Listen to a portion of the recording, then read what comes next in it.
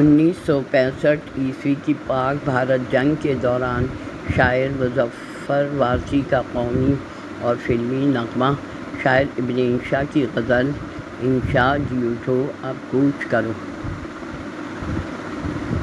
قومی نغمہ یاد کرتا ہے زمانہ انہی انسانوں کو،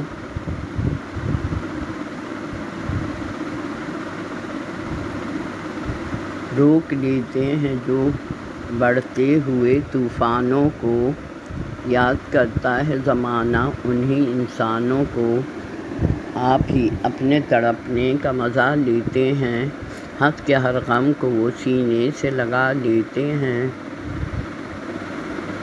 غم سے ڈرتے ہوئے دیکھا نہیں دیوانوں کو۔ یاد کرتا ہے زمانہ انہی انسانوں کو، روک لیتے ہیں جو بڑھتے ہوئے طوفانوں کو۔ مسکراتا ہے کوئی، بھرتا ہے آہیں کوئی، چل دیا پھیر کے اپنوں سے نگاہیں کوئی، رہ گیا دل میں دبا کر کوئی ارمانوں کو۔ یاد کرتا ہے زمانہ انہی انسانوں کو، روک لیتے ہیں جو بڑھتے ہوئے طوفانوں کو۔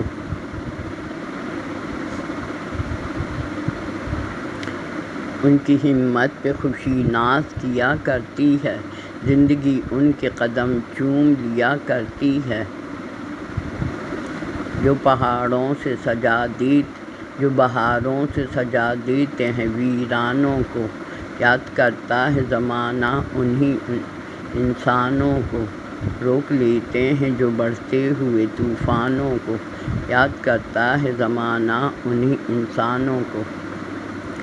شاعر ابن انشا کی غزل انشا جی اٹھو اب کوچ کرو، اس شہر میں جی کو لگانا کیا، وحشی کو سکون سے کیا مطلب، جوگی کا نگر میں ٹھکانا کیا۔ انشا جی اٹھو اب کوچ کرو، اس شہر میں جی کا لگانا کیا، اس دل کے دریدہ دامن کو دیکھو تو سہی، سوچو تو سہی، جس جھولی میں سوچ چھید ہوئے اس جھولی کا پھیلانا کیا۔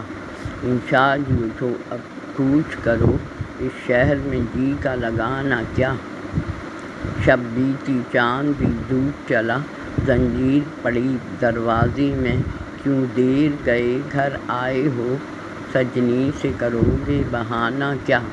انشا جی اٹھو اب کوچ کرو، اس شہر میں جی کا لگانا کیا۔